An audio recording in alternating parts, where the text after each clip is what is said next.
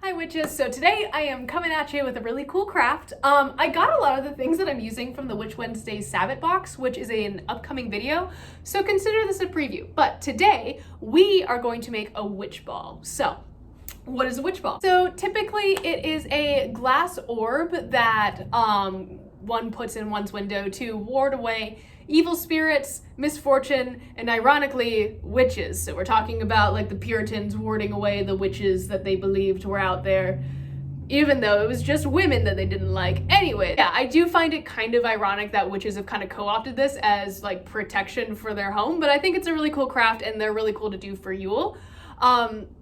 You also, like on the converse, so like what we're making today is kind of a derivative of like the true witch ball.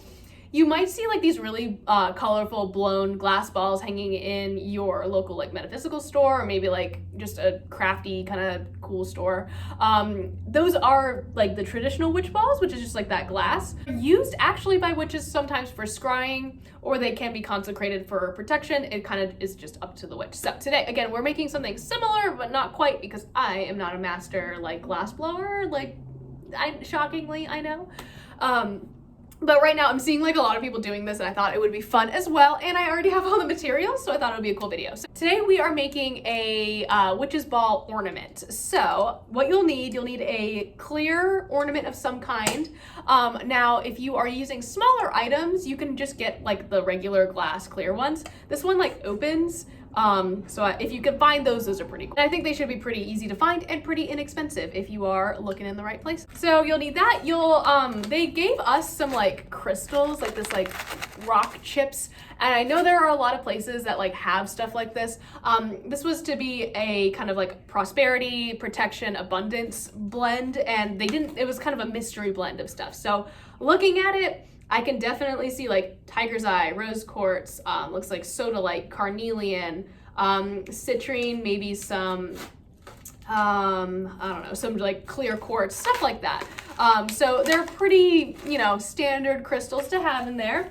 I'm also going to be adding, so for mine, I'm making it as a commemorative kind of ornament for my partner and I. Okay, so beyond that, in terms of crystals, what I am adding, some sodalite for like harmony and calming emotions, some rose quartz for like love, adventuring for prosperity, tiger's eye, because we have a cat and I kind of want to represent him, but also because it's like courage and stuff like that, and feeling. I'm also going to be putting in a silver pentacle charm because I think that's really pretty. And then I'm going to be adding some like items from nature. So this is like a pine cone that I got on our hike when he asked me to marry him. And then some little shells from our trip to the beach.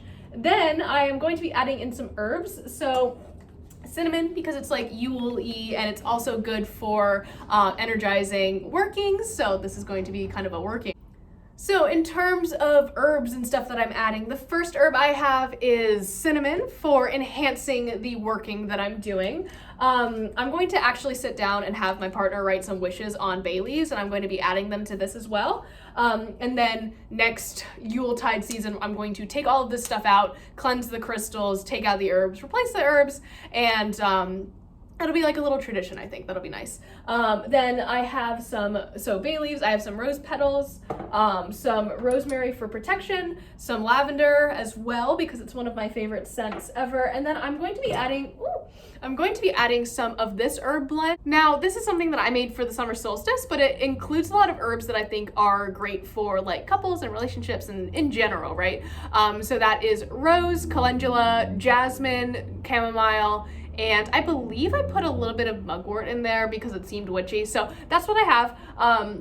And I really like it. I've saved it for a while because I've been waiting to use it, and I decided to use it in this. So yeah, I'm gonna just like fill this up and I'll show you the final product. Guys, so minus the bay leaves, this is what mine looks like. I don't know if you can see it, but I have all my crystals and stuff in there, some herbs, a little pine cone, and it looks so pretty. It looks like little like a fairy confetti type thing. It reminds me a lot of fall too, which I think is like kind of my energy like in general. So yeah, that's my witch ball ornament. I hope this was like inspiring. Again, if you guys just want to get like the regular like glass like Christmas ornaments, like the tops usually come off and you can fit like small herbs and crystals and stuff in there. So no need to like overextend yourself, no need to buy anything fancy if you already have something on hand.